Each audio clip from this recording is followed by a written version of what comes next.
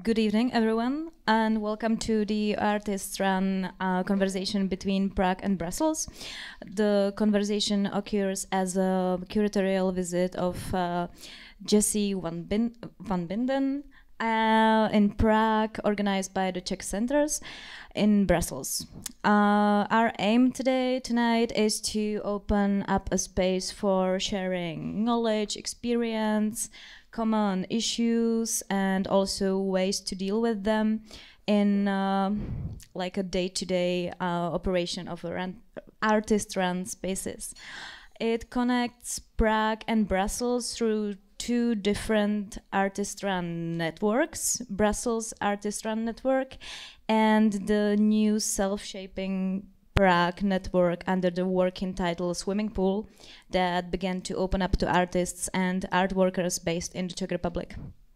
My name is Magdaléna Michlová. I'm gonna facilitate this informal discussion tonight, and I am happy to be here with Jesse, then Hanne, Nikolai, Mariana, and Esther, all organizers of the Brussels Artist-Run Network, and then Zaj from Světová 1, Alžběta from the AM 180 Gallery, Nela and Sara from ETC Gallery, and Edita and Daniel from the Petrohradská Collective, and then the storytellers from the Burnout Space, all of them founding members of the Swimming Pool, together with the 35 square meters gallery that couldn't join us tonight, unfortunately.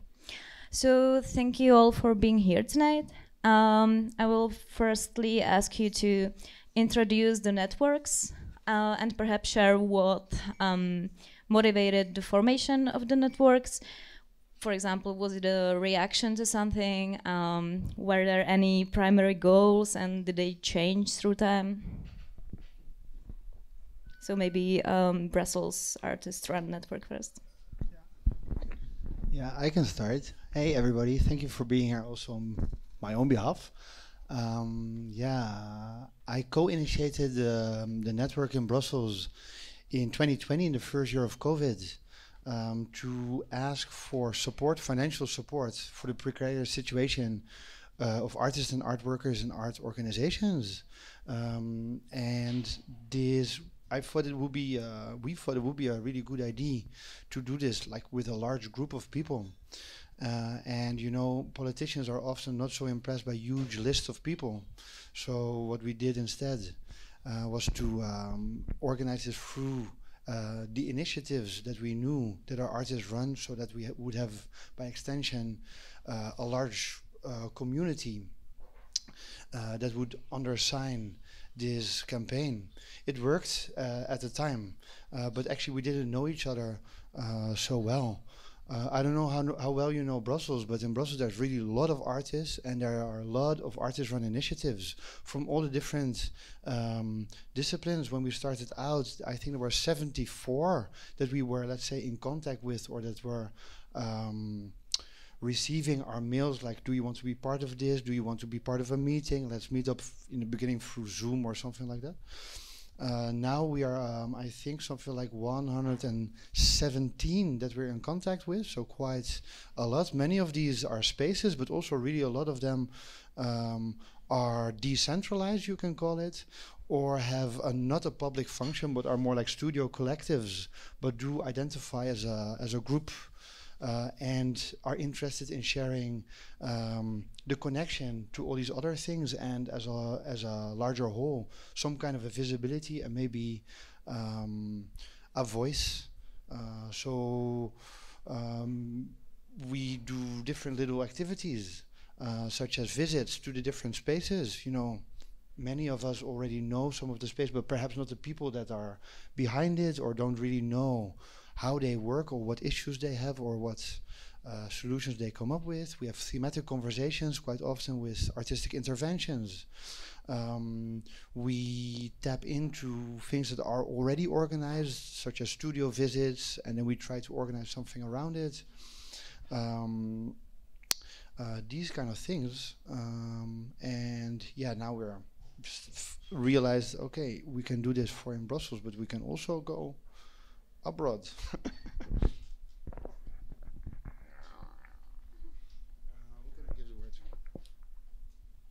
To Mariana, no? If you're talking about That's the end. I can take it. I don't remember. Yeah. Hello, my name is Nikolai. So beside the thematic conversations that has happened during the Brussels Artist One Network's conversations, we are also organizing a more artistic stage called Common Reflection, which is a place where we are gathering artist to artist. We are inviting two artists to participate with a piece of artwork, and then we ask the artist to remain a fly on the wall, and the audience is somehow reflecting on the piece of work that is presented there. Beside of that, like this kind of gathering, it's also function as a way of creating a kind of relationship to each other. It's also a part of interacting with the artist-run spaces around in Brussels and inviting the artists to interact with this space itself. Also for us as a way of interacting together. Hannah and I, we initiated this project together, and yeah. What is maybe more important about this gathering as well is that we are creating dinners together, which is a moment of sharing. Voila. Yeah, I think this was actually our first event we initiated in February. So what is important to say is also like quite a new initiative. It didn't really happen that many times, and we do it like once a month, first Thursday of the month. Yeah. Yeah. Voila.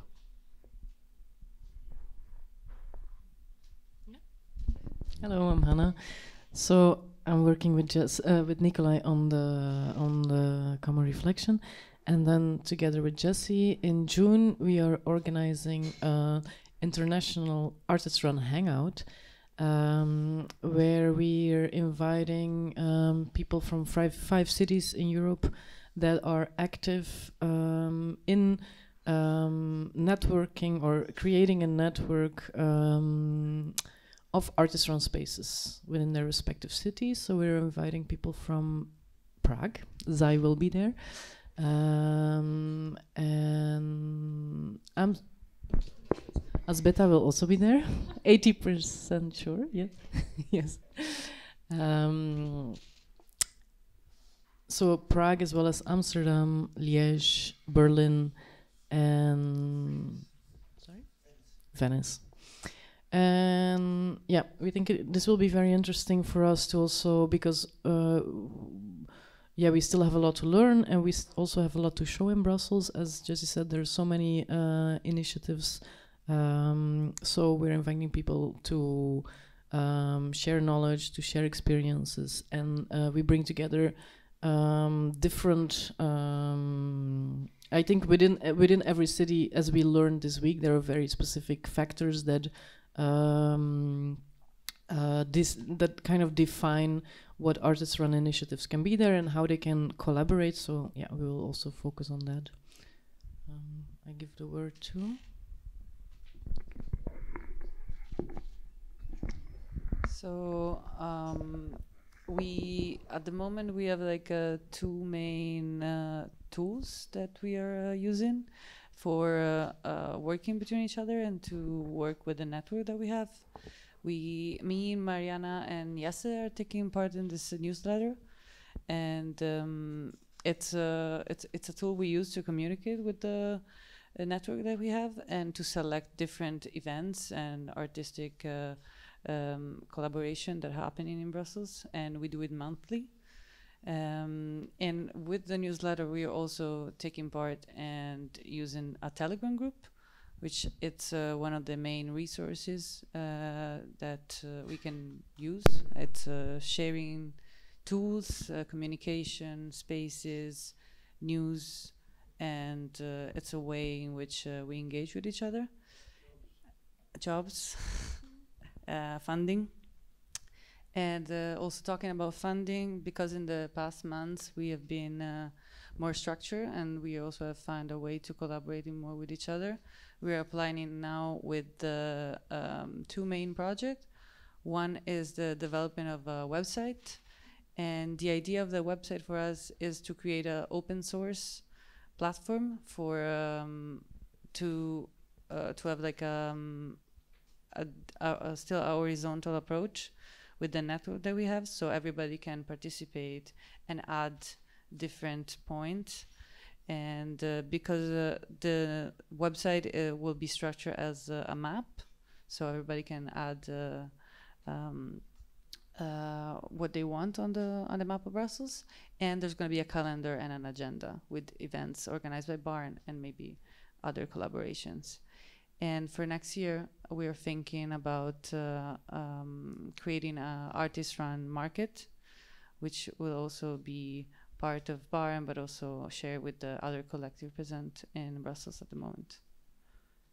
And yeah, maybe you can want to add some things. So, hello everybody, I'm Mariana. I'm from Prague originally, but I live in Brussels since 2 years. And I joined Brussels Artist Run Network 2 years ago.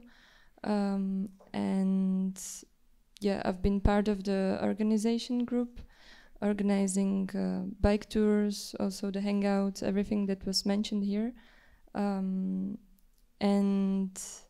yeah, for this trip, I think it was important that yeah, when we got into contact with Czech Center, we talked about the option for a curatorial visit in Prague with Jesse, but then since both Jesse and me were already part of the Brussels Artist Run Network, we thought maybe we could actually, instead of doing curatorial visit in artist studios, we could actually visit artist run spaces and yeah, create more of a dialogue between the two networks. Because it also came in an interesting moment. Last year I was I attended a public discussion that happened in Světová, and it was, as I understood, one of the first gatherings of the swimming pool or the artist run network that is being created here in Prague. So already there we had a little bit of talk about what we do in Brussels and what is happening here. So we thought it could be an interesting moment now to get together, get to know each other and different practices. So also it's important to say that part of this trip was also 3 days visits to different spaces. So we already had like individual conversation with each of the spaces, but this moment is somehow the outcome of these 3 days when we wanted to all come together and maybe also talk about things that we had chance to track somehow in the conversations we had, like important topics and yeah, etc. So maybe that's also a nice bridge to swimming pool. So I will give you the microphone. So hello. Yeah, sorry. Okay, sorry.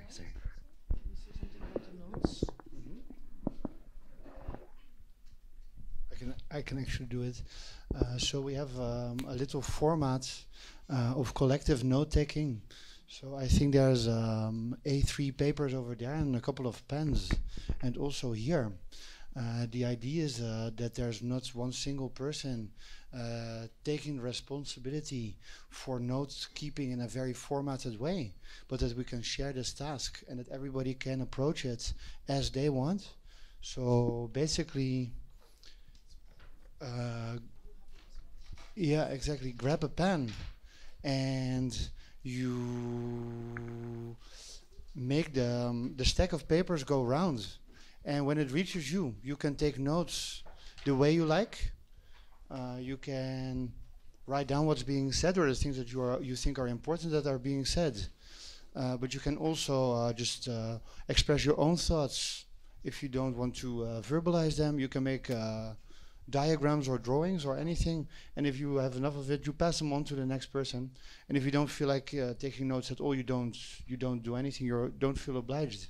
But for us, this is a way of creating a document of moments that we're organizing together, and having a nice archive that is polyphonic and expresses the fact that you can never really capture a conversation, whereas actually you can totally document the different things and thoughts that are flying around. And we are going to try to make some kind of a zine together. And you can, of course, verbalize your thoughts as well. There will be plenty of space at the end for your questions. But if you feel like there's like an urgent question, just raise your hand, and I will try to follow you all from time to time. And now I would like the Prague Artist Run Network to introduce themselves. So can I ask you, Zai? So hello, my name is Zai, and I would introduce ourselves as a friendship-based baby collective / network that is still in the forming. And also I want to say into the camera, hi, that is Havelkova, who is not here with us today, but she has been, I think, a crucial part and also helping us a lot throughout the month that we are still forming. And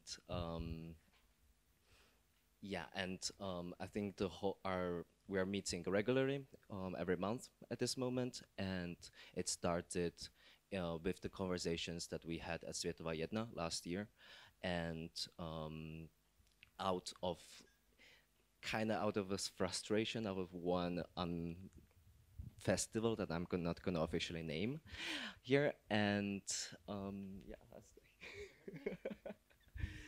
and yeah, and that's it.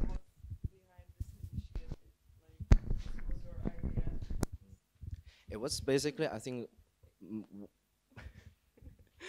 it was a reaction on our collaborations before, as that we felt that it was not really helping the non-profit artist-run spaces that were part of the festival. And we found that it would be very important to build something based on helping each other and actually also sharing resources, coordinating between ourselves, than just having PR outcomes and PR and events, but really based on just meeting together, talking, sharing our frustrations, but also trying to be here for each other. And I think that's the main core, actually, of our baby network. And Světová? Světová? What about Světová? Okay, so Světová is an art and run space from Prague 8, and we are focusing, we do exhibitions and public programs. Beside that, we have 3 main pillars that we focus on. One of them is emerging, so any emerging issues that are current. Then it's queer, that's mainly through queer perspectives, and also what queer can lead to also other perspectives like feminist perspective and etc. And then social political issues, so being engaged, being active in what's happening today and what's happening today. Okay. You mentioned some like core values that you share probably also among the network.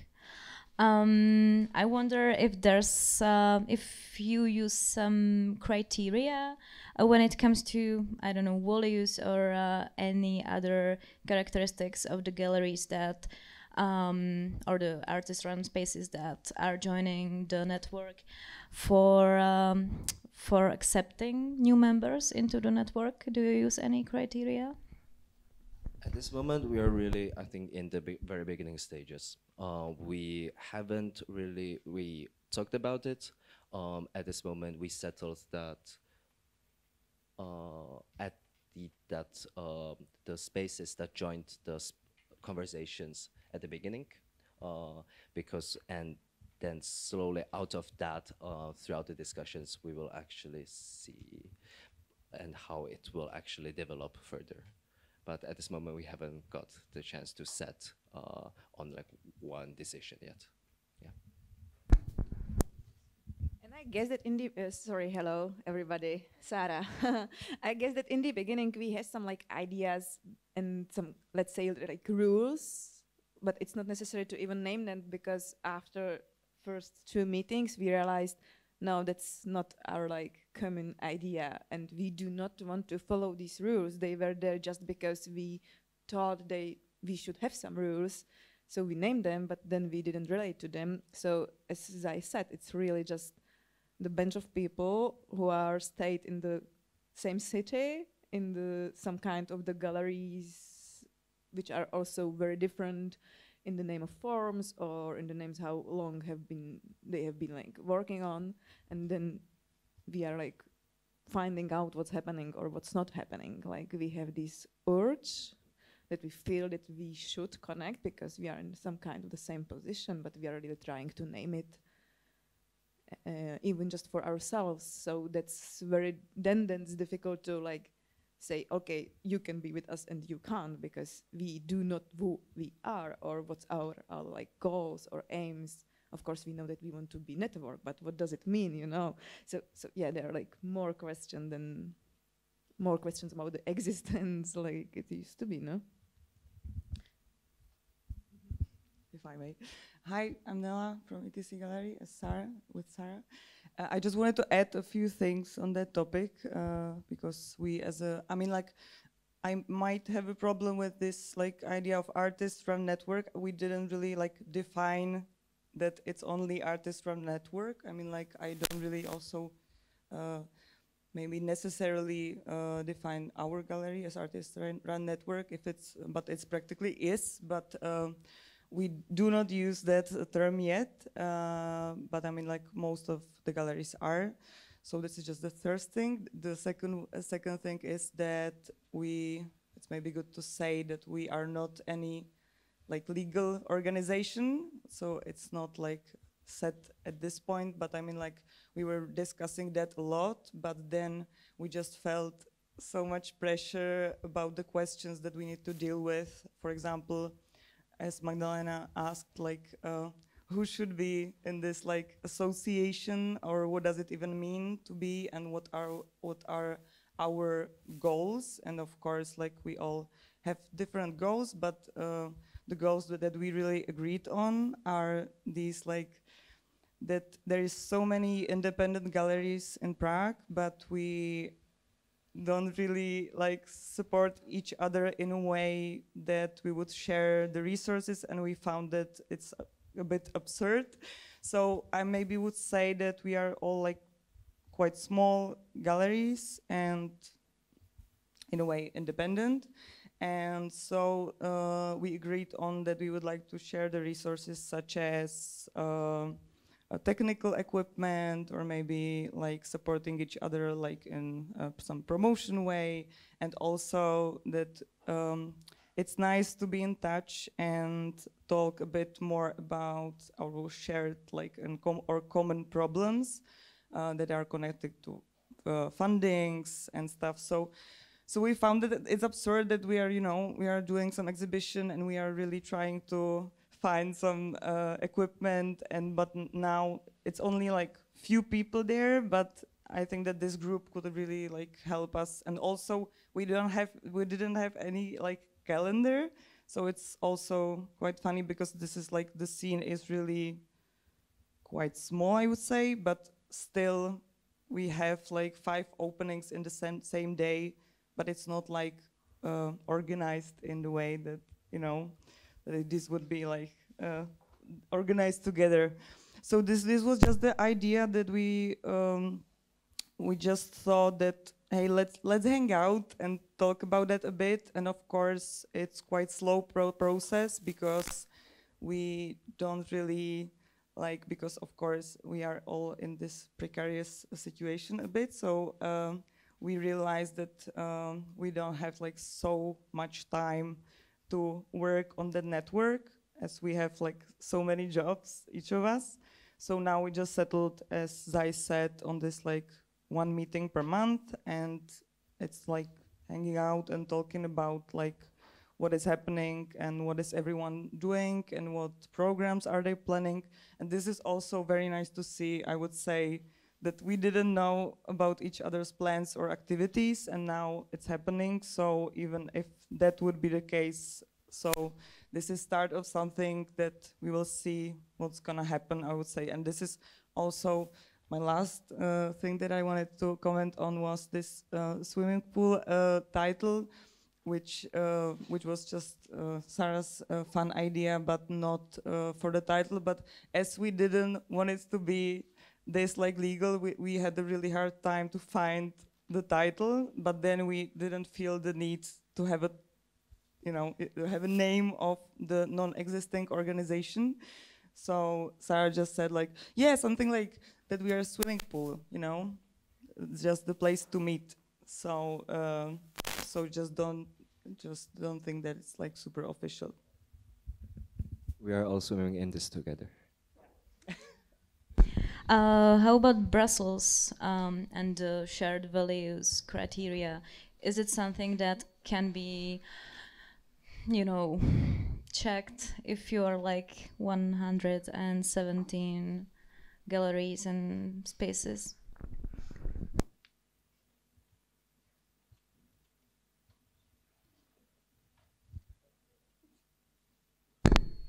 I can try to answer. Of course, this is a very polyphonic group. We don't have a clear mandate to represent all these people at all. Also, we don't have a legal body, but we do consider this coming together of all these places and people as a potential for representing certain values and certain goals that we might have collectively. I don't really know the Prague situation very well yet, but I can imagine that it's relatively similar in the sense that in Brussels the politicians don't really take consideration what artists and art workers need, and this is also simply a problem of representation in the political sense of the word. So we certainly see the potential and the value of this. A first formal step that we are doing in this direction is we are trying to write a kind of policy paper that we want to communicate to policymakers of different political levels, not just about anything or about all the things that we could, but specifically about the need for affordable studio and working space for different practices, also for dancers, for instance, for audiovisual makers, because space for presentation is so highly valued and so visible, literally speaking also, and high on the agenda, relatively at least, whereas space for development and production is just really an issue. So this is something that we are trying to put higher on the agenda in terms of affordability and long-term and quality, and to try to take it off of the commercial market, at least partially. Yeah, I think it's also important to state that we are not running any initiatives ourselves. So we are curators, artists, art workers, and but then through this Telegram group, for example, that we have, which has I think now 290 members, and it's open to anyone. So you just need a QR code and you can join. So which also, for example, so sharing resources or stuff like that, or when we want to step to policymakers, we could also go there and ask if anyone can help us. There is someone in the network that has experience with lobbying, so we just have it's a very broad. I don't know what's happening. Should we address this? Yeah. I mean, it's a really broad network in that sense. So it's a very different working.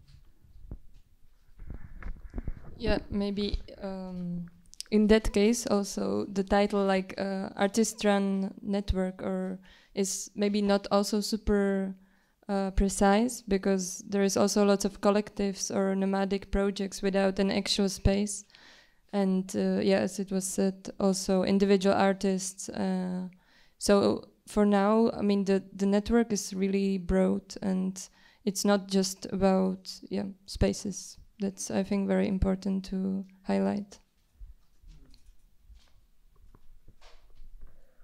And also, I mean, when you were speaking, I just came to my mind that we don't even meet like once a month, in a sense.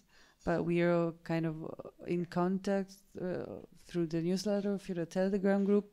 And for now, it has been working in a sense, because it's sort of a sharing responsibility on a different level.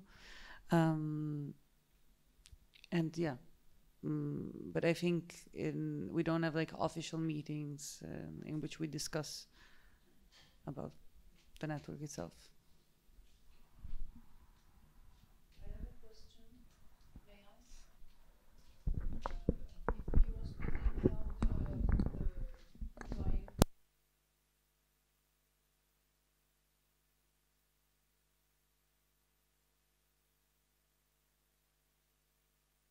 Let me just repeat it for the record. Do you have any results from challenging the politicians and stakeholders? Well, the thing that I just referred to hasn't started yet. We have started to write a collective thing, but the first thing that I mentioned, that we tried to make an effort to get financial support during COVID. Yes, already after like 3 weeks after sending this letter, I don't know how much it is in Czech crowns, but no, not the network, but it was announced that there will be 6.8 million euros available for artists and organizations, and that was the first time. Then in total, I think there were 3 rounds in total, and I think for like 17 million or something. It's insane. So yes, it's not fruitless at all, and we do think that there's a lot of potential. What I forgot to say when I was speaking about space is one thing that we already did start doing is to compile a reader with articles. So for us, it's in Dutch and French, the national languages in Belgium, and English, because it's a very international community of artists and art workers. Articles that speak about the importance of space for artistic development and production and presentation, and collectives, and actually also simply for money for artists in the first place. So there's a QR code, and we are open to more contributions as well. It's not up to me to say, but Brussels consists of 19 communes, and we had some funding from one commune now, and I think then it's easier also to say like, okay, this is what we need.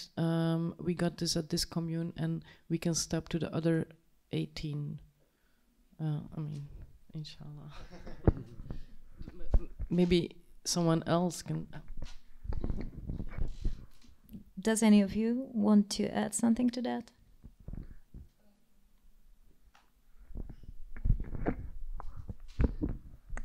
Yeah, I mean, we also have lots of discussions about it, how to ask for things, because of course, as in Brussels, and I guess also here, if you come to someone and ask for money straight away, it does not work usually super well. So I think also writing down the needs of different artist spaces or initiatives is, in general, very important step how to get things done. Finding out the needs. And how do you address the diverse needs and goals of different member spaces while at the same time maintaining a cohesive network identity? Yeah, then you need to have just meetings, conversations, come together, try to devise a way of being able to speak together about things. Of course, that's way too much at once. But we have these thematic conversations that, for instance, address relations with politicians, that address the need for space, that address, one time we had a conversation in one specific commune or municipality, like Hannah just mentioned, because it's a particularly cheap place to live and to work, so there's many initiatives over there. These kind of moments are moments to understand what everybody thinks and wants. And yeah, of course, then you also see moments, then you see topics and items that people disagree. And you need to take that in consideration one way or another. Yeah. But eventually it does require quite some work by individual people to make it happen also. So we are just the tip of the iceberg now of this network, of course, but we don't really define ourselves as the organizational team, but in practice, so far, we kind of are, plus maybe 2 or 3 other people. And out of these 120 initiatives, I think it's around like 15 or so that are the most active and are most often present, and we count on most out of all these places. Yeah. So I understand that you are that you have no strict hierarchy. Maybe is it perhaps defined by the level of activity, or like the amount of activity?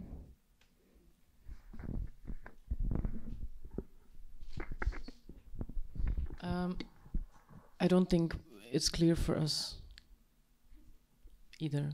We just had a conversation about it over lunch and about what our position is, and we don't know.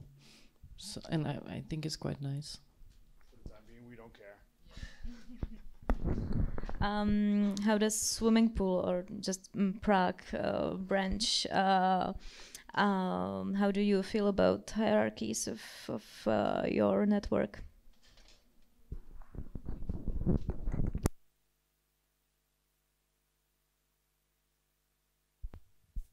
So obviously, I think I maybe mentioned that I mean, like, it was initiated by Zai and Tereza Havelková, but I mean, like, they made clear that they don't want to like run the organization, which we didn't know. I mean, like, they invited a few people, and we didn't really know what to expect. But then it just became clear that we will just be like a group, and there is no like hierarchy. But I mean, like, it's really hard to find. I mean, like, you don't have this hierarchy, but you seem very, very well organized, or I mean, like, it seems like it, and or structured.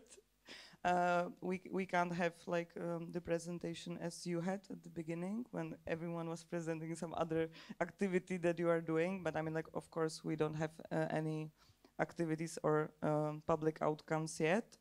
But I think that this is something also that we were struggling with a bit, because of course it needs some care, and you know, if you want to do something, you need to prepare some materials and stuff. But so yeah, and it's quite a slow process, but we were trying to do it like maybe Sarah, you can add, because you were there when with the facilitation of the meetings.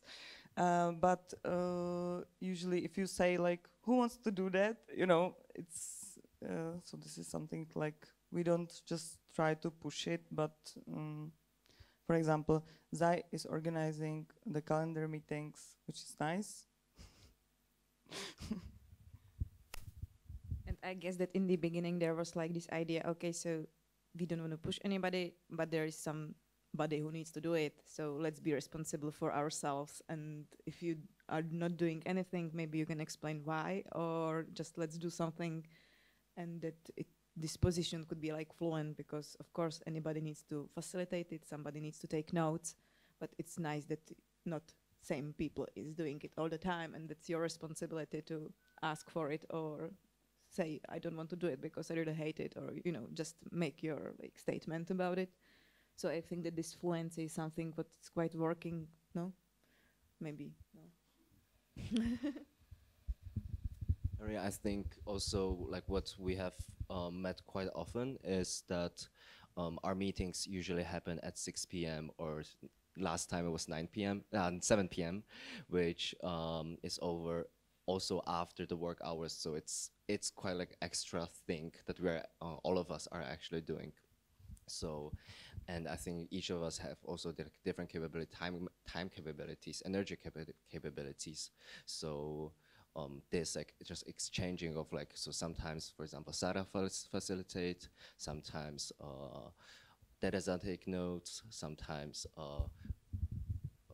Storytellers take notes. So I think that's also kind of, it's one of the reasons that it's really helping us actually to continue. Maybe I just think that we all wanted to be a part of the initiative because it made sense, but we just didn't want to have another job after our like jobs. So this was just the beginning, and then we're gonna see.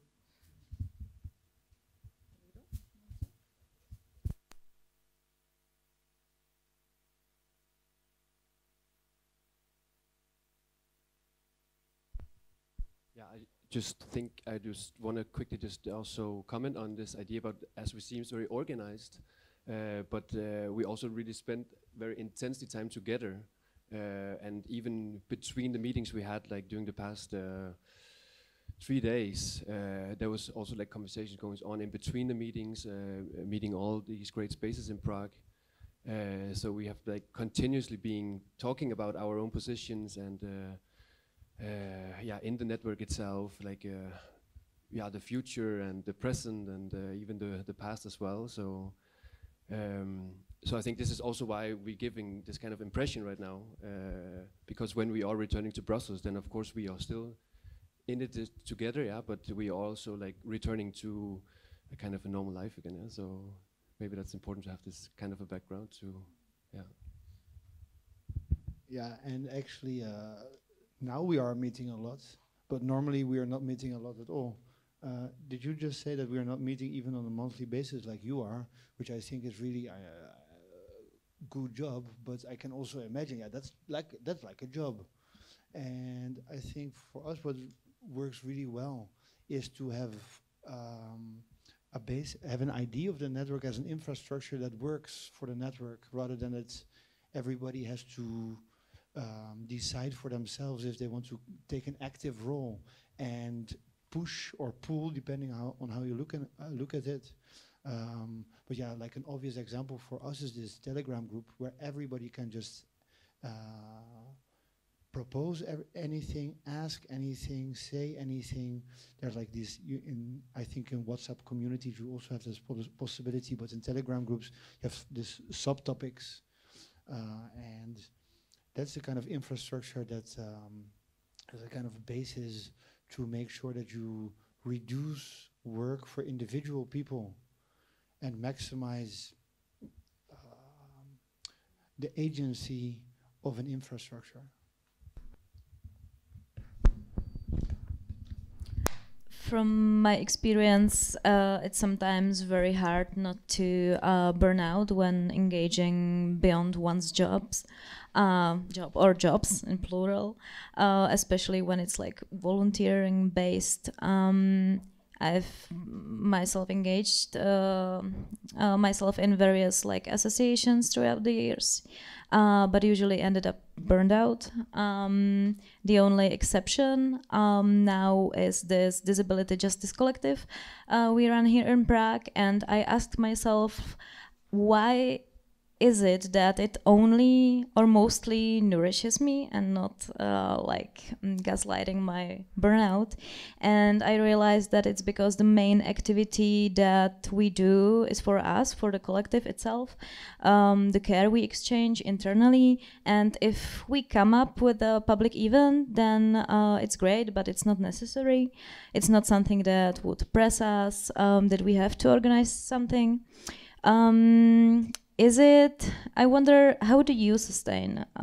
Is it something you can, you share this like attitude, or do you have another mechanisms how to maintain and care?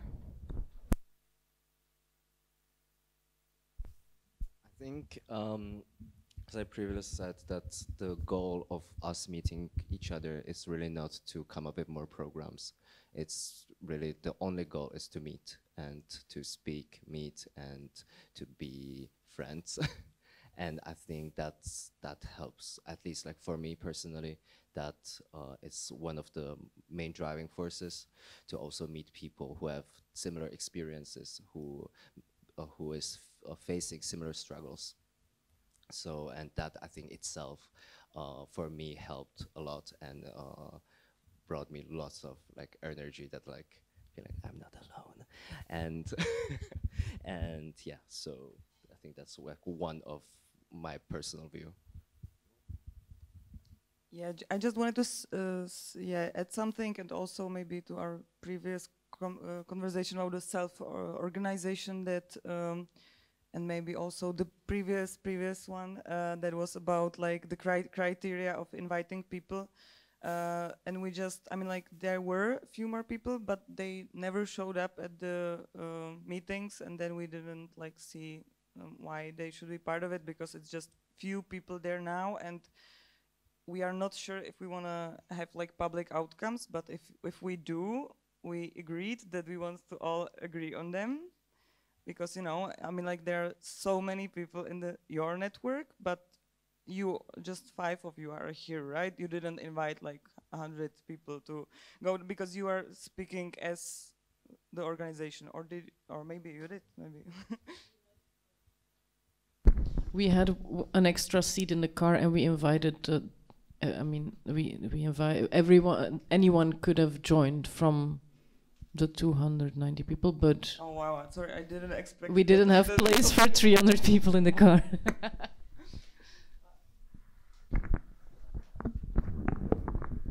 I think it's because the way we see the network itself is it's a sort of a ghostly structure, but not haunted.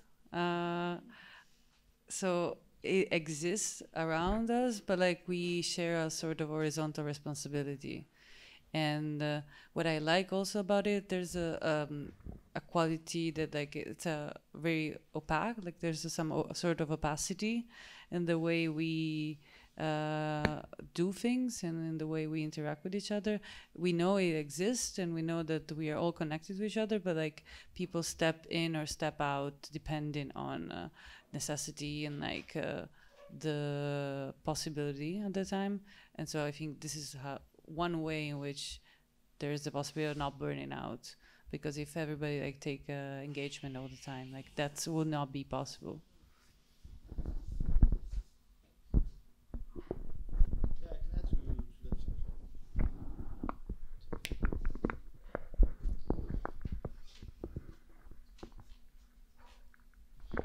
Just about this, about our coming here now, like was said before, originally it was just Mariana and me who were invited by the Czech Center, and I realized that if we would be going as a network, then why just one person or 2 people? It's almost a little bit boring. I would be much happier if more people would come.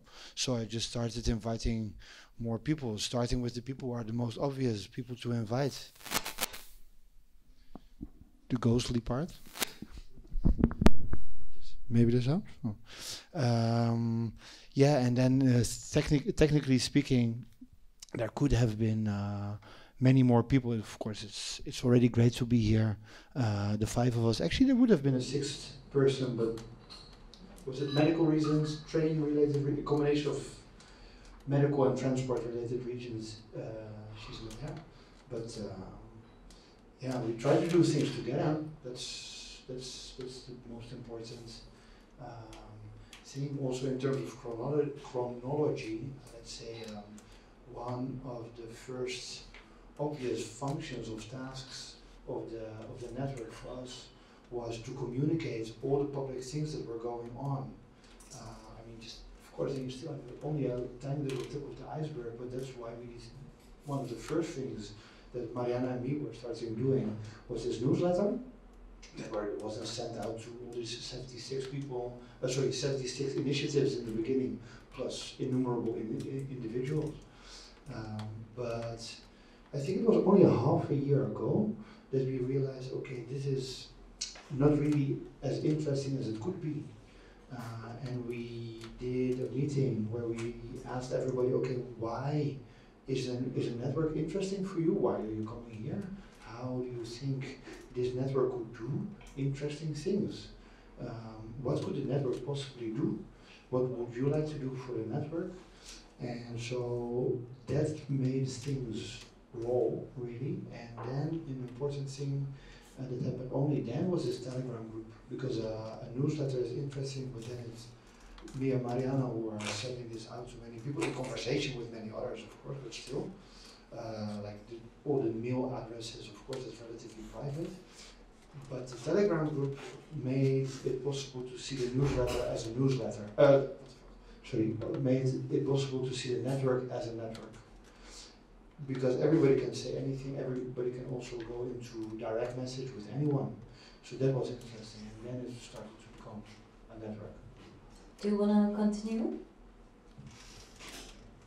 Yeah, I mean, like, it sounds very, very nice. I just didn't really expect that reply. I'm just starting to think that we are maybe overthinking this. I don't know.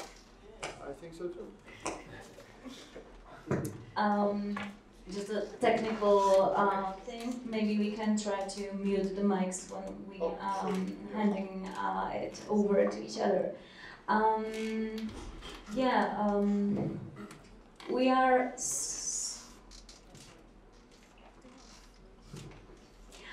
We are slowly wrapping up this project called The Art of Maintaining with Victoria Vitu from the Photograph Gallery here in Prague, mapping various workers' conditions in galleries and other exhibition spaces by interviewing anyone from the technician to the guest service from this city-funded or state-funded huge gallery to an artist-run space. We ensure the anonymity of the people, so we expected them to tell us, like, we expected them telling us that their employers exploit them in their free time and stuff, and it is often the case, of course. But what surprised us was that that quite a lot of people was telling us that they feel something like a self-exploitation or like this internalized capitalism. And I wonder if that's something that you experience as well, and if so, how do you fight it?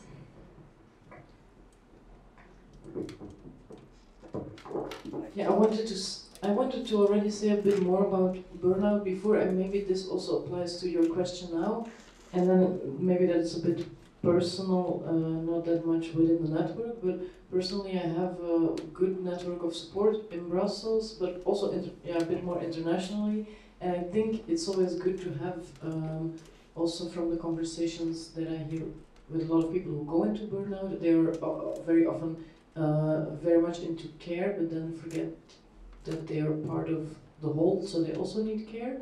And yeah, I also noted down that it could be good, like, to share free mental health tools, and because I have a few groups in Brussels with who we meet and we offer each other support, or we have a group, an empathy group that we can call whenever you need empathy, so you can just call and receive empathy instead. So, you know, there are some like very easy tools available, but then there are also institutional tools available that are accessible online, for example, that could maybe be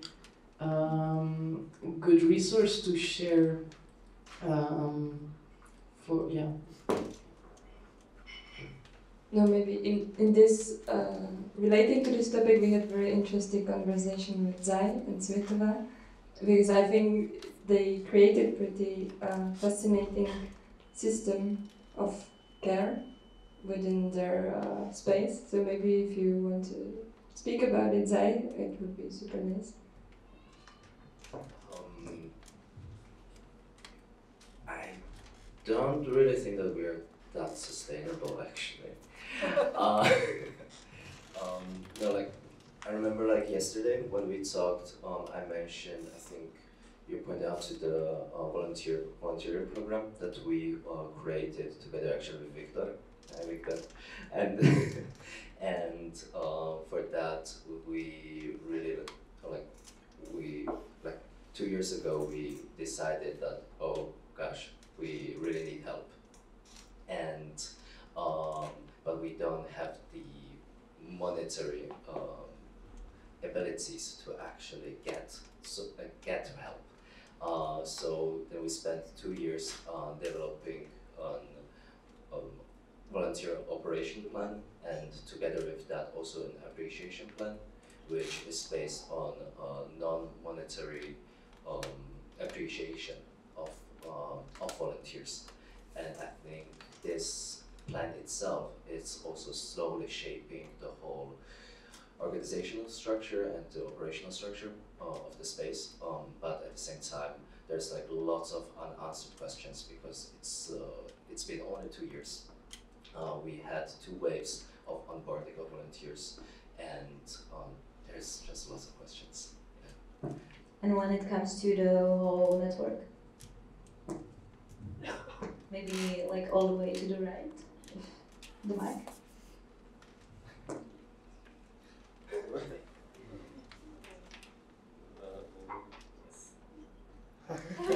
Or anyone from the Prague. I guess it's still quite soon to ask this question, and we did not discuss it collectively yet.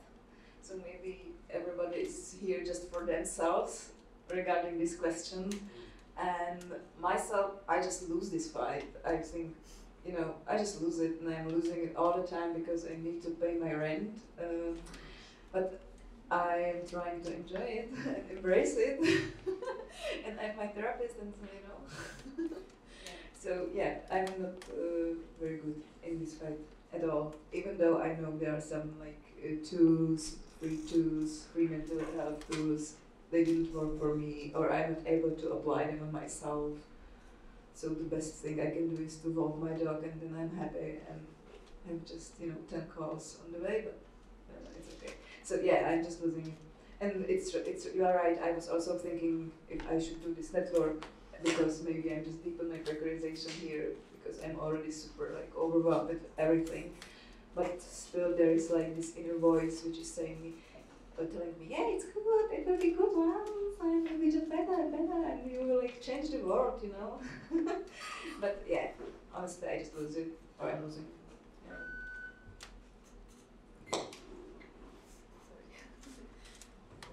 Like maybe this is just a hurtful question for all of us, as I know that we are all like super busy, and also I don't know if it's just a Czech thing, but Oh yeah, we can. no. We are cool. We're fine. But I think that we all are a bit losing it and dealing with burnout a lot. I mean, like I was a month ago, I was invited to be part of the discussion about burnout, and now I have an anxiety because I don't have time to go there, you know. But yeah, so and then you need to get another job because you need to pay the therapist so you can deal about the burnout or how to organize your work, and then you are working more. I mean, like, no, we are all trying to make it more sustainable, but of course it's like it's not like that like all the time. But at least we have this swimming pool thing that is kind of like and this is therapy itself, or it's like a starting point for collective trauma bonding therapy. So yes, We will see. We will see. Yeah, that's the only thing that I think it's. don't worry. I'm like okay, just haven't died. It's okay. Yeah, that's the like work, the internal work that is so freaking important. Did you want to add something before, or any of you to this topic? Maybe just brief. I just want to say, like, one of the reasons why this common reflection was also initiated was also in terms of, finding these relationships and getting together with people, also just strangers. That I mean, the first meeting we had was, of course, announced through the Telegram group, and actually, like, one person from Antwerp, which is like 45 minutes in train, reached all the way to Brussels to actually participate in this meeting or like this gathering. So I think it just shows also the potential of something to just to meet and come and share food and just be together. Of course, it's also about art, but it's also just about sharing these moments actually. Yeah, maybe I didn't want to say something out of the fear to be too positive, which I'm not necessarily, and I also deal with mental health issues, but I am also working a lot on like this deconstructing internalized capitalism, and it does feel very empowering, and it does also feel very empowering to do this with groups of people. So I do think there is, of course, it's. I don't know. I think, okay, we all go to therapists, but it's also costing a lot, and then that's the result of a system where we get reduced to having to pay everyone to help in any capacity. So I do think creating networks, creating. We talked about friendship, but for me it's also kinship in another way, because as we grow older, we are also looking for okay, we live out somehow not within the system, so we need different tools to deal with that, and I think I don't want to say pay off, because then I'm getting too much back into the money thing. But I don't think it's important work. Yeah.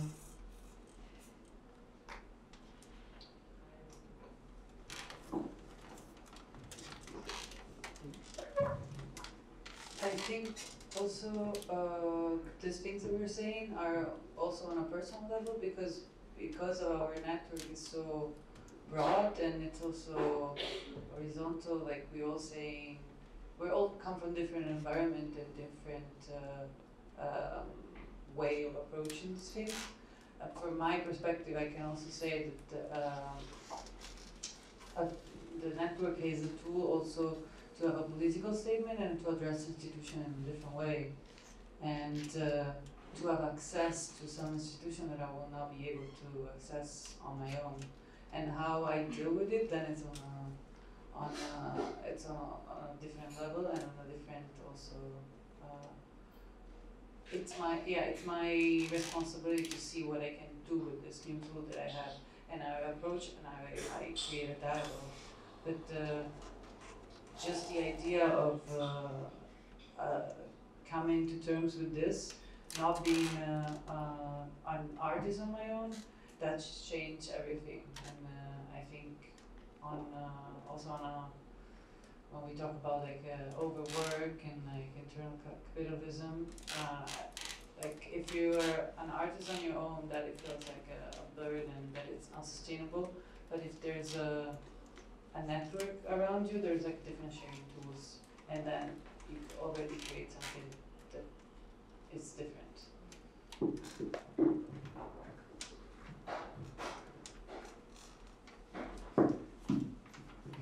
if I can add something to that, I think it's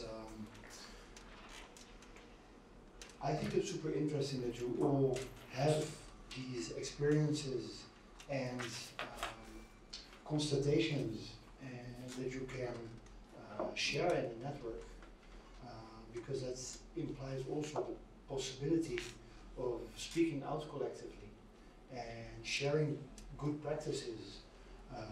I know that Zai is now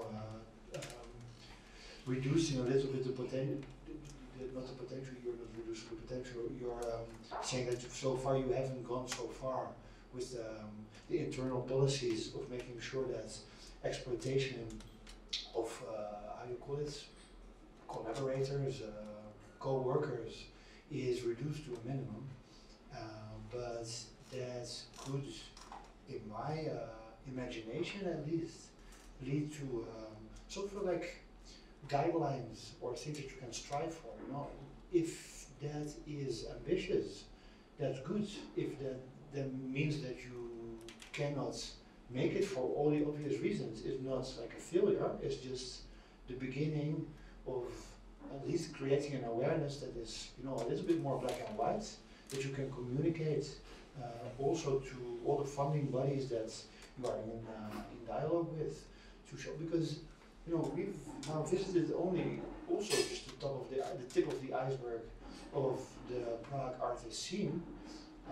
There are so many great things, and these funding bodies, they are aware of that because they are in conversation with you, but maybe they're not fully aware of their responsibility in terms of how you experience your everyday working life. You know, and I don't expect at all that then the next minister or whatever they are called would do something on the short term, but maybe on the middle term or on the longer term, an awareness would evolve of what the relationship is and what the responsibilities are. Want to react to that? Yeah, I just wanted to thank you all for sharing, but also I think that it was really nice to see why the networks are so important and how can it help really, and also like community. And then I was just wondering if maybe on that topic I was quite interested about burnout space, because we didn't really hear from them today, but this is maybe also their topic a bit about the process of how they work. So if, but I mean, like, it's up to you if you want to add something.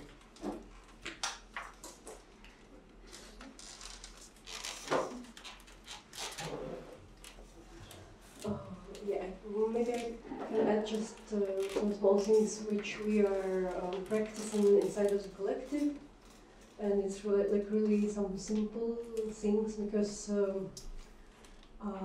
as a collective is 4 years old now, and we were for the whole time we were struggling with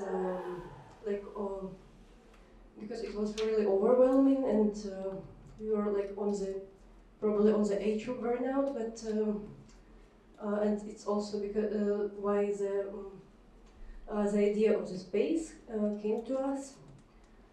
But we are just trying to maintain some structure in our meetings, for example. Like we are meeting once a week maximum, and also all the tasks that we have, they are divided between us.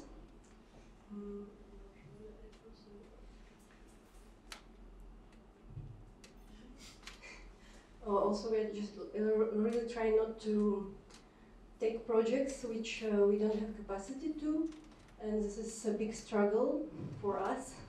But I think this year is going to be better because we set the rules that we don't take projects which are, for example, not funded, but they are from institutions which have fundings. And this kind of a rule that we have, but also if the project is, for example, from some smaller institution which doesn't have funding, then it's like okay for us to go for it, but also we are trying to maintain some level of activities which is manageable in 3 people. But yeah, it's still hard because we also have our own jobs. But I mean, like, if I'm not mistaken, you were counting the working hours and then you were trying to get your, like, what is your real salary? This is maybe something that would be we work out for 3 years actually. We were counting hours and the money that we got from projects, but I think it didn't really take us anywhere because it worsened from year to year, and last year was the worst one, and I think we had like 10 crowns per hour, and this year we decided not to count it because in the counting it also takes a lot of time because you have to remember to write it down, so it failed in a way. But I think it's a lot about boundaries for us, and also about, because I think we all have like this fear of missing out because you want to experience everything and take all the projects you got, and but for us it's important to set this boundary that to say no to some projects, even if it's really hard to do sometimes. But we are just like trying to think that, just trying to don't have this fear that nobody will ever ask us to do anything again if we will say no now. But I'm not sure if we are succeeding, but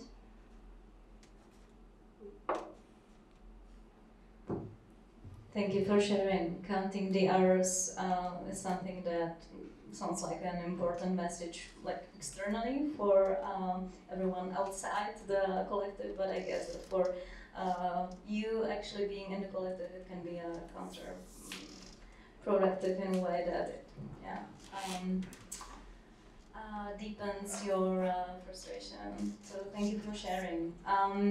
I would now open the space up for any of you to ask, and you can just stay where you are and ask, and I will repeat it for the record. You can ask in English or in Czech.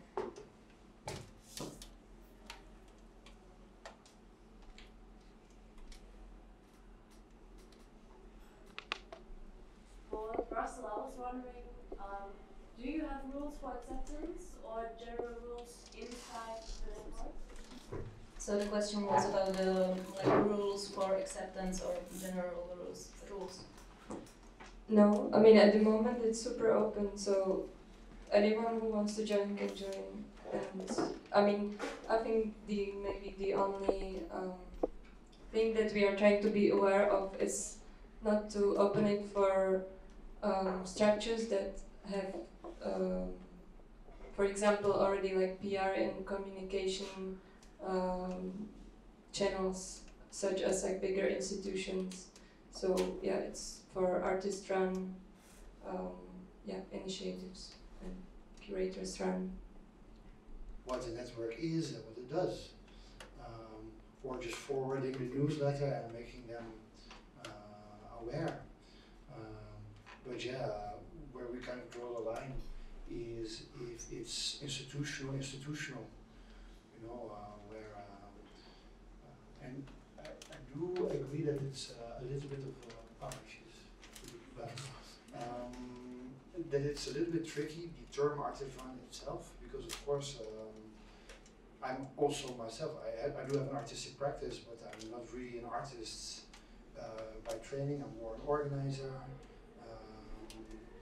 and so yeah, there's something tricky about the term for sure. But for instance, the way that we formulate it in the sort of statement that we have now is artists and art workers, which is already more, you know, a little bit more open, and the importance of collectives is super large. Yeah, so Nikolai and I, when we started the Common Reflection program, we thought it was a really good idea to do it under the umbrella of Brussels Artist-Run Network, but we didn't really ask them, and here we are, so it's quite open, I think. very interesting.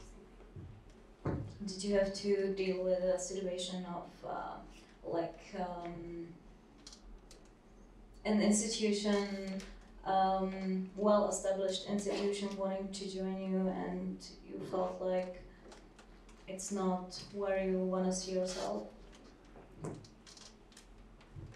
I mean, I don't think like a personal contact, but I know, for example, about few people from bigger institutions in Brussels who were very interested in joining the newsletter, and then, I mean, of course, it's also artists or people working in art, but then I guess it's maybe the question more like if they can also somehow contribute to the network, if it's not just taking from the network.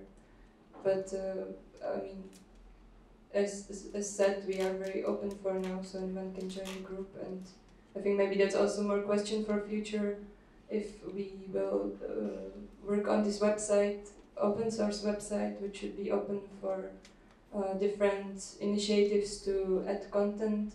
I think there we would maybe have to have more discussions about how open this should be and for who. I can imagine like a commercial gallery seeing you as an opportunity to, I don't know, broaden their audience.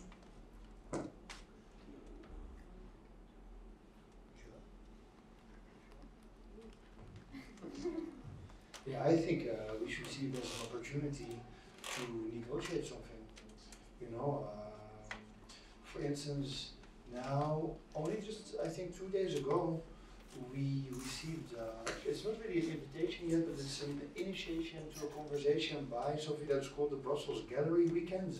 Happens every year. It's basically just all galleries are open or so. I don't even really know what it is. Probably like a map showing everything that's going on or so. And I don't know at all if it's going to work, but I see it as an occasion to see if they can, I mean, this gallery weekend institution or whatever it is, there's probably a lot of money behind it.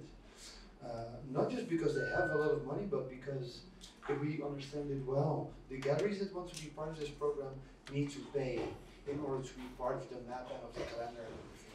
So what we are going to say when we get on the phone or when we get coffee together is that it could be super interesting for them to have some of the artists run spaces on the calendar. We understand this because it's highly interesting content. This is highly interesting programming that commercial galleries would never think of, would not so easily think of. It represents different approaches, it represents all kinds of things that we could provide for their program. So then maybe they can raise the entrance, the participation fee of the commercial galleries, so that they can pay the galleries that are will be participating from our network to pay us to be part of their program instead of us just providing nice visibility and nice, I don't know, an alternative edge to their commercial thing. Yeah, and we heard about the Prague version of this, so in this sense it's super interesting to meet other networks and to share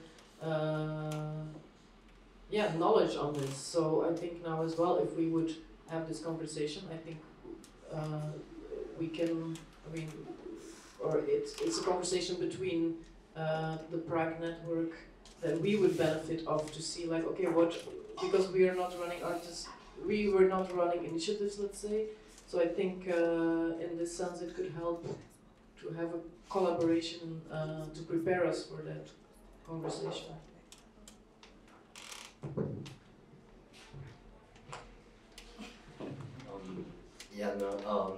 Actually what you said, there's been like, I think, lots of discussion between ourselves in the past regarding these issues and different types of collaboration where there are different interests in mind.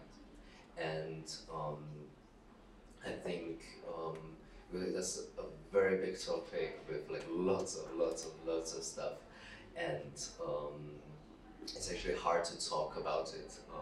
So like every would you like to add? something like that?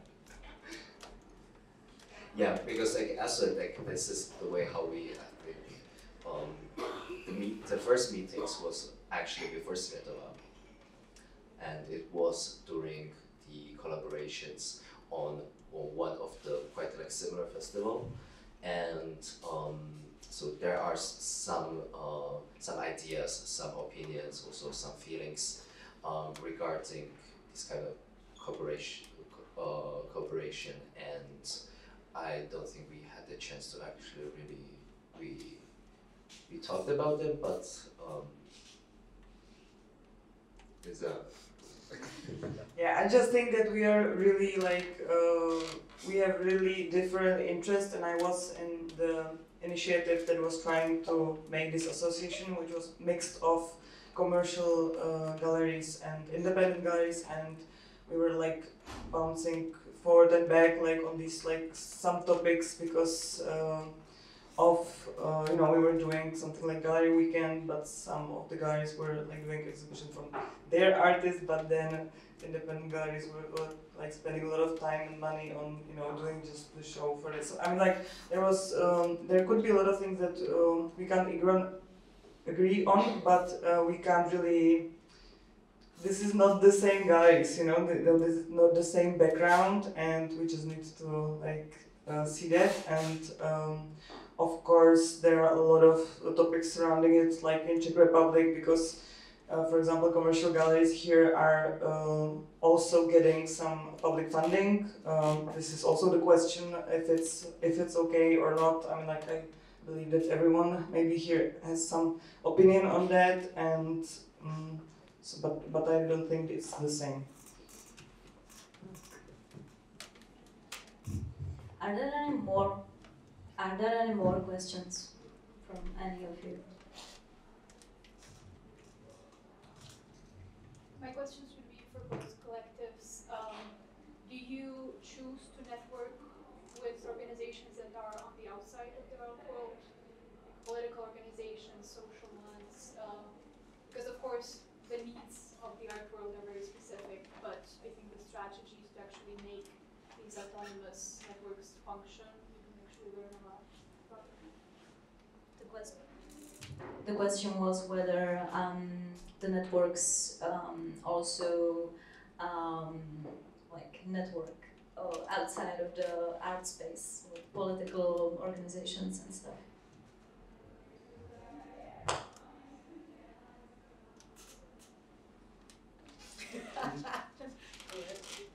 You mean like network or just fight for better conditions or? Yeah, like together-ish.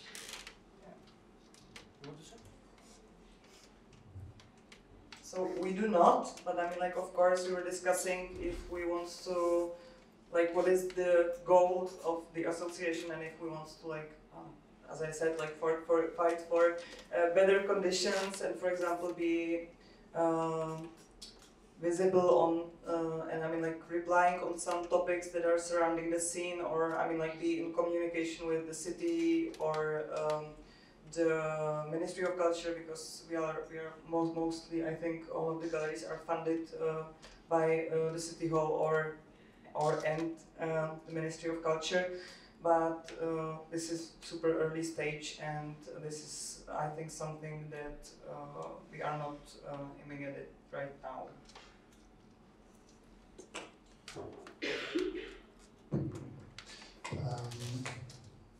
Some of the initiatives that are part of our network are really, how would you call it, like transversal, or maybe one good example is, you can call it a collective, you can call it, it's actually, some people have called it a civic movement that finds organization in a more formalized way whenever needed and whenever somehow, or whenever needed and then in whatever way possible.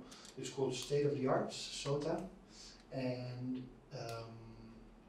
artists and art workers are really an important driving force behind this movement, let's call it. But they're really not the only ones, and this is really also a very polyphonic initiative that I think is simply defending a more fair society at large. And they do amazing things, not only in Brussels, actually it's more Belgium or maybe Flanders. Still Brussels is the center of gravity of the thing. And yeah, for instance, in terms of migration politics or in terms of Palestine movement, they are an important voice. And this is not the only initiative, but that's one obvious thing that comes to mind. And yeah, so far we haven't really had any particular project in this direction. But for instance, the web developer that we are going to develop the website with, he is super interested in mapping different things in the city. And his proposal was to not only map spaces and other initiatives, but also bicycle collectives. And we were like looking at each other like, that's funny, shall we do that? And I think for now, the consensus is, yeah, if there's individuals who think that's a good idea, and there's a consent, there's no people who think this is absolutely ridiculous, let's do it, you know.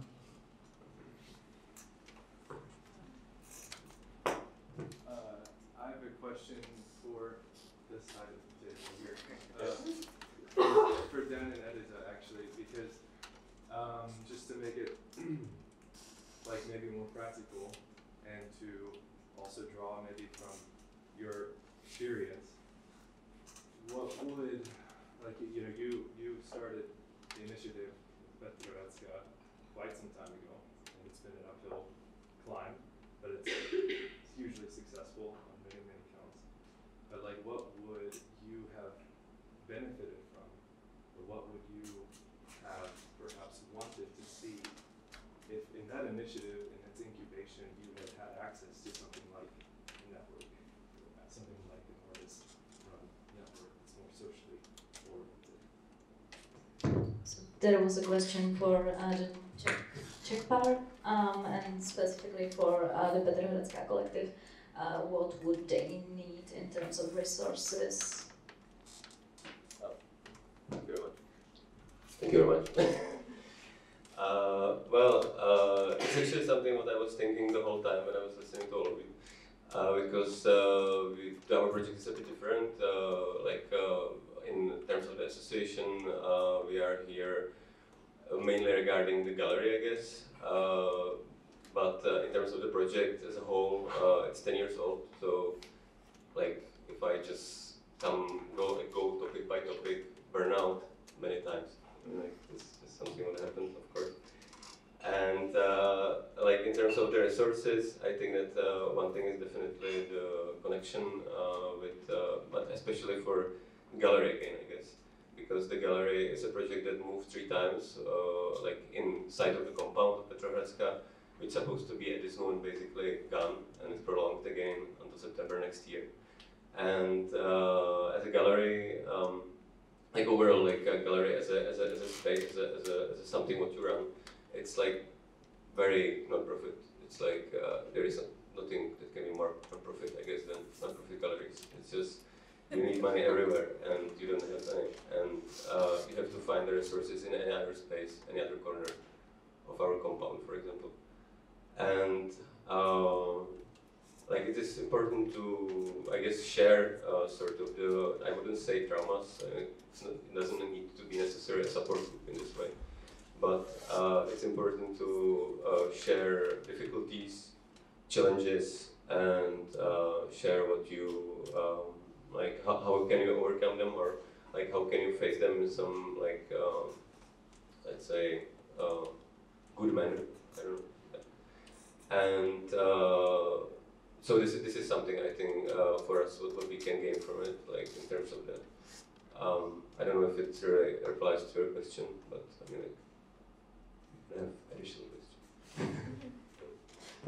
That was actually also my question for all of you. Like, what kinds of support would you need right now from other actors, be it the broader art scene or the policymakers or another stakeholders. You can use this as an opportunity to make a demand.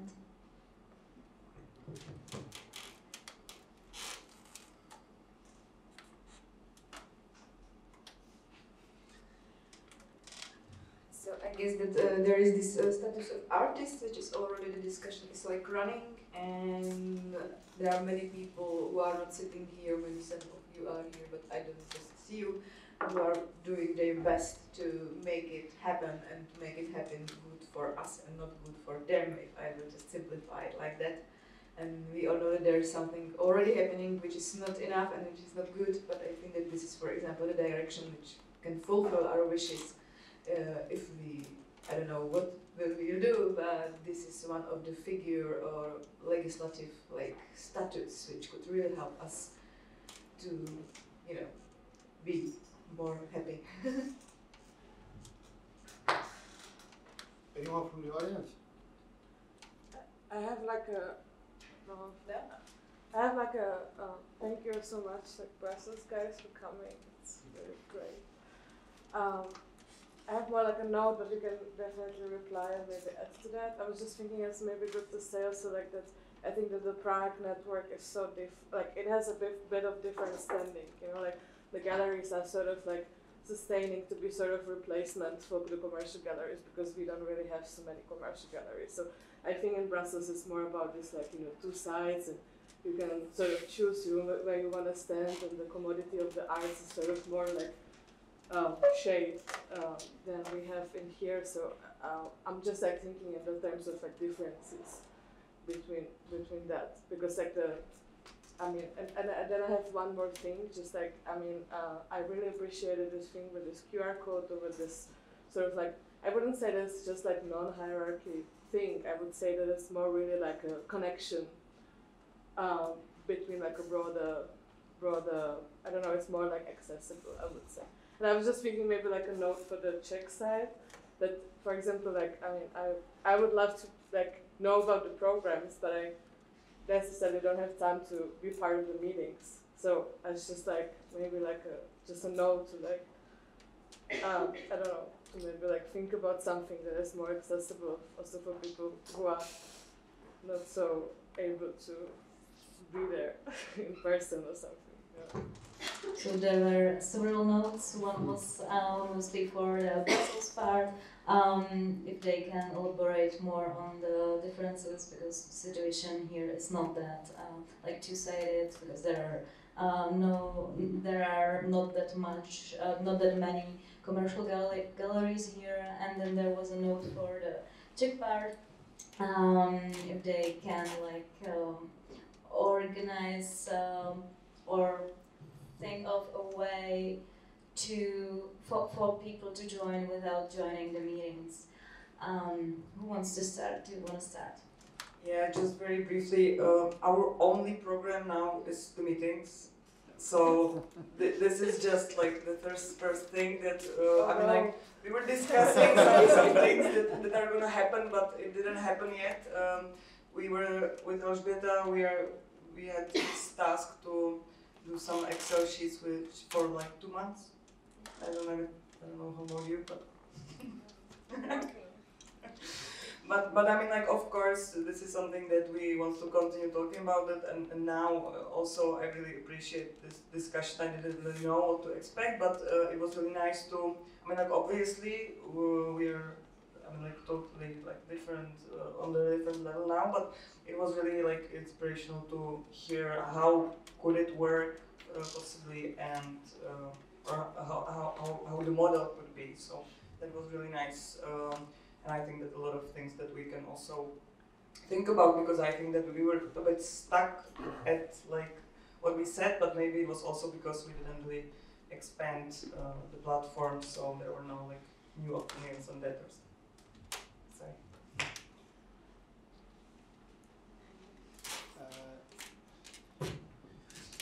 Yeah, actually, when I asked now anybody from the audience, I meant is anybody from the audience interested in replying to Magdalena's question, because I think it's a really important question. Like, what do we think? We think that we could ask from politicians, policymakers, maybe also other, maybe actually institutions, maybe even educational institutions, like how can they help? So I'm going to ask you again, but first I'm going to maybe answer for myself. That is what I already started maybe replying before, that we just need better material conditions for, not necessarily for the network as a whole, but for the individual actors, because real estate prices, I know that here they're actually ridiculously high, even compared to Brussels, but it's also a reality with us, of course. So it becomes always more impossible to find a good working space, especially collectively. If you need like anything over 100 square meters, it already becomes complicated, especially if it's over like 300 or 400 square meters, it becomes complicated to handle. And what we also will somehow try to ask is for financial support for the management of collective studios, because that doesn't exist at all. This is always just, you know, paid, the rent is paid with the rent, and then there's a collective management. Maybe there's some kind of a rent reduction for the people who do extra work or something like that. But it's something that we want to demand. Yeah, maybe you can also interview, but I'm first maybe going to ask again anybody from the audience if anybody has ideas that should be addressed in terms of requests or demand.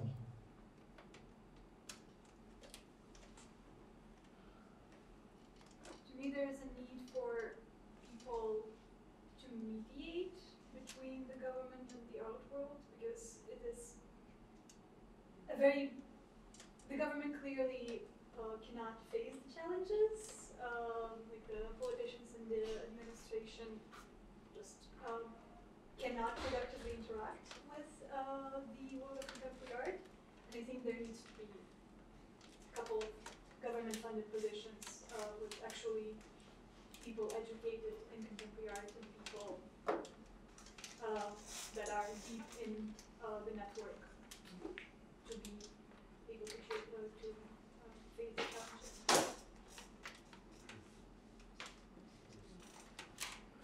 Do you want to repeat it?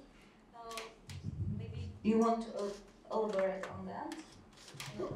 I just wanted to say that in that terms we are very lucky to have one person in the network that used to be very active in politics as a lobbyist and also in NGOs, who is helping us with that. So I follow the workshop with her on lobbying, and now she's also helping Jesse together with other actors to really how to formulate these demands and to be super specific about it. And I mean, because it's a really specific language that you need to be able to speak before stepping out there. And I think it is a tool that she would be very happy to share. So maybe we can share it with you. Yeah, just for clarity, the question or the remark was that it would be really good to have government-funded positions that intermediate between artists and politics. So yeah, this is a good suggestion by Hanne also. I think it's a really good idea. It's a good suggestion by Hanne. And if you're interested, in Berlin, there is a network that is really quite a bit further. And it's called Berlin Freie Szene, like free scenes, kind of. Berlin alternative scene or so. And I don't know these people personally, but apparently there's at least one person who's a lawyer who is just personally interested in the right for the free scene to exist in a city with ever rising real estate prices, and somehow applies his professional knowledge, I should say, and you know how much lawyers earn. So sometimes there is one who realize, okay, my hourly wage is about 2,000 times the burnout one. Let's make this useful for this scene at large. And what happens there is quite interesting because, you know, then to this lawyer, they listen quite easy because these people have the codes, and yeah, we need to find some, maybe we need to train some lawyers.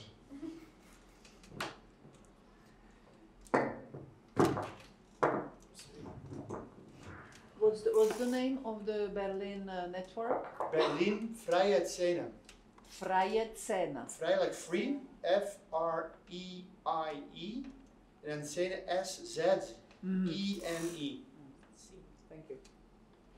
Yeah, maybe if I can just add something on what Jesse just said is that I think it's I mean it's a resource, the fact that in the network there's not just artists, which for an artist-run network is maybe seem weird, but at the same time it's super resourceful, and it's also help you to step out of this same discourse that maybe is going on.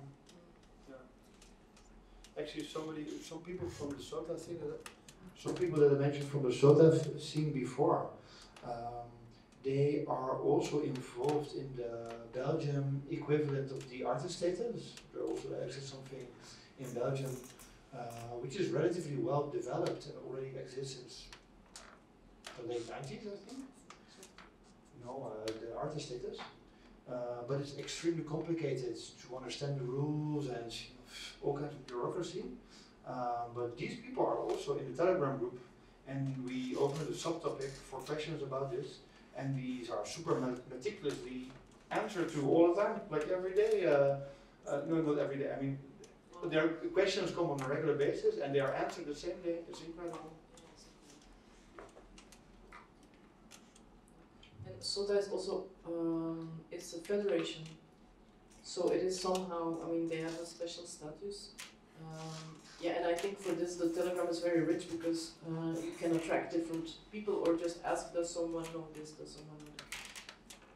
But we're getting off topic maybe. No, it's organic, but it's all on topic. Any more demands or wishes from this side, maybe? Or from the audience, or any other question, because we have time for one, maybe two questions. Do you have any connections to other countries in Europe? Connections to other countries in Europe.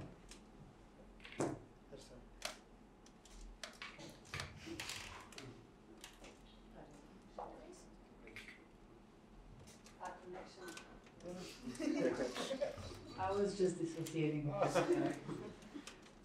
Yeah, I mean, like my direct connection is to the Venetian Artist Run Network, which is Come. Can you? I cannot understand. The art collective, the Artist Run Network in Venice. In Venice. It's an Italian, and it's called Come. And I mean, as an artist run network, we are in connection at the moment with them. From my experience, I can. I mean, I've experienced their collective and I experienced this collective, and I find more similarities actually with probably your situation here in Czech Republic than what I've experienced now since I've been living in Belgium, because I think. I mean, also. Italian system of funding is really, really bad, and it's, the possibilities is also of getting funding and like to be either independent artists or to run like a space. It's quite complicated, so that's to me also the shift that now I have. In Belgium, it's also quite interesting to see like what is the possibility there and like how they organize in a different way.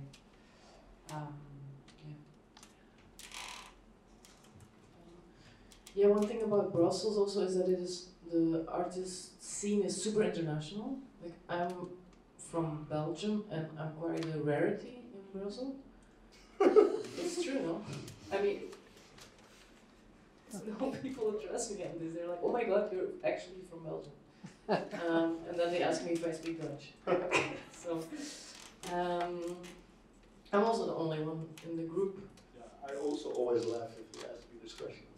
Okay, anyway. So yeah, the scene in itself is super international.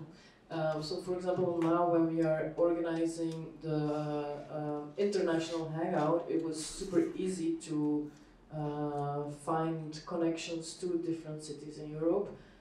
So now we will, apart from Prague, we're also inviting people from the Netherlands, from Amsterdam, from Liège.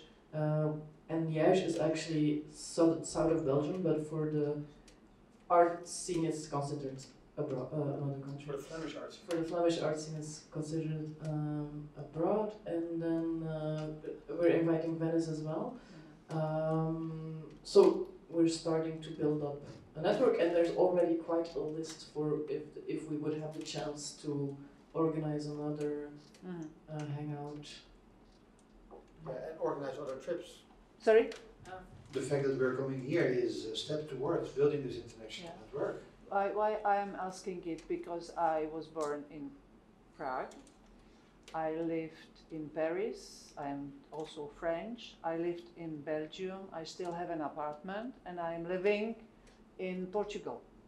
And everywhere I am artist, and everywhere I come, there is something newborn network, and it's very fragile. And today I am living since several years in Portugal, in the south, and they are starting to found the necessity. I'm in contact with some very active people on the topic of the artist statute, and I could help if you wish to make a contact, because they are really swimming with the topic. City, which location? I am in the south, near Faro, and there is a newborn, and I hope that it will really be born, which is a collective which is called, a working term, MACA, which is Association Informal for the time being, MACA, and they will have the first big meeting 28th of this month. So, and they are trying to make this association a site of network to discuss with the government, because in Portugal the situation is very, very bad. And so it could be some opportunity to communicate. It would be nice. Yeah, we reached out to some people, some connections that we have in Lisbon. Yeah. Because I personally wanted to go on holiday there. So we can meet there if you want. No, and then we found out, from the people we talked to, we found out that there is not really an artist run scene, let alone a network. So it would be interesting to learn more about. And there are some people from Porto who are very active, and they are starting to make a sort of network of website with professional artists to make a sort of list and to put and make an association which will defend the interest of professional artists, not because the artistic scene is complicated. Some of the artists are working because they have to eat in the evening, and so they are doing art in the evening. During the day, maybe not enough. So time. Yeah, we are now really mainly focusing on finding networks in different cities that are connecting initiatives. Yeah. Yeah. So we can make a conversation. Perfect. Yeah. I'd also be really interested in your ideas, insights, suggestions, since you've been active in very different cities as an artist and seeing different scenes and maybe different cohesions or lacks of cohesion. What are things that come to mind if you're listening to us? Things that you think, well, maybe you should consider doing this or that, or not doing that.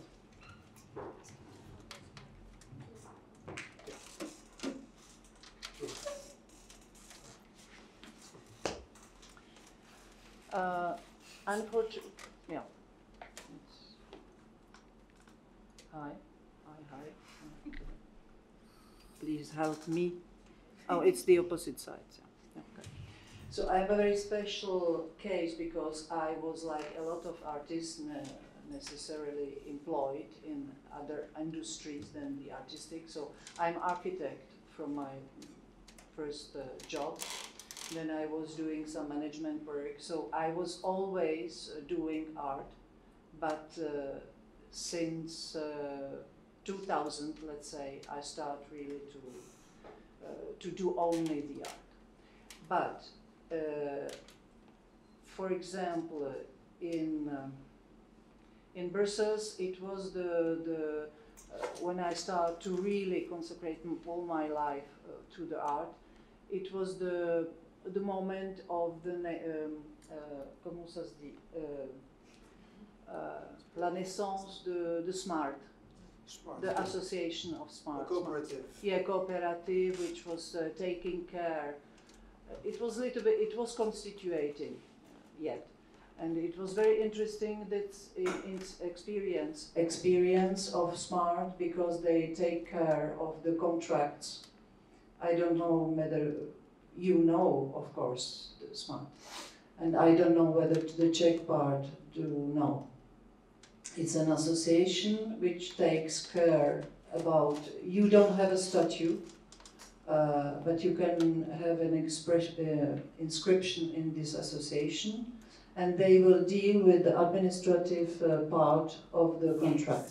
So they will sign the contract on behalf of you, and they will pay the state part of the, example, VAT and so on, and you will receive the part. And this type of help, let's say, is important because then you, if you are artist in the theater, you can accumulate days which will give you the right to have a chômage. How to say? The artist status. Yeah. Chômage, so, unemployment. Unemployment. But what is really interesting for so it's really interesting. I don't know whether you know this kind of association which can help.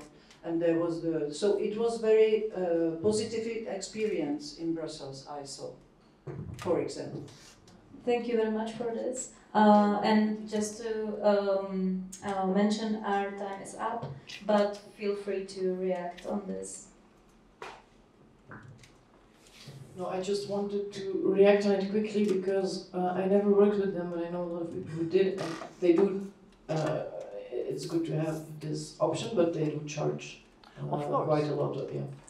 Today they charge quite a lot. Yeah. Because at the beginning, they take a big percentage. In the beginning, it was not very. It was very light. It was nearly nothing. Oh no, it's not light. Okay. So, but I mean, I moved from Brussels, so I don't know now. Yeah, working in Belgium is very expensive anyway.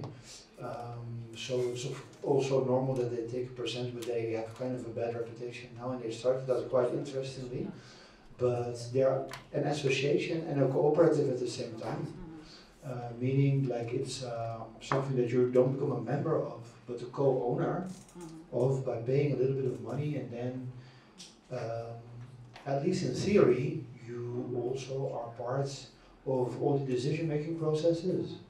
And so this at a certain point didn't work at all anymore the way it should be, because now it's just it's like an association. It's really like paying a subscription. It's like paying a subscription for something that you don't have any control over anymore. And they have heaps of real estate that sometimes, in some cases, they use really well, in other cases they use really badly. And what I think is a lesson to be learned from this is, it's kind of interesting that other actors would provide a service that's interesting for us, but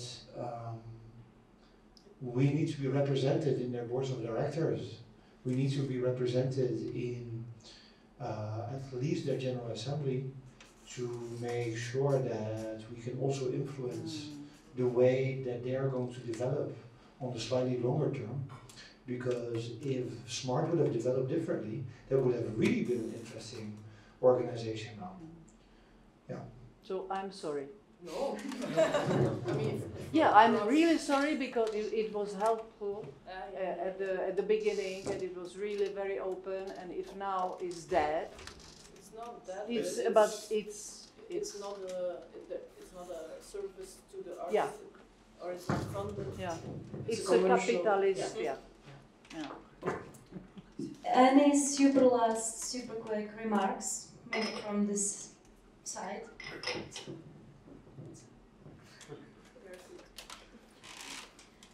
If not, then thank you everyone. Thanks the Brussels Artist-Run Collective Network.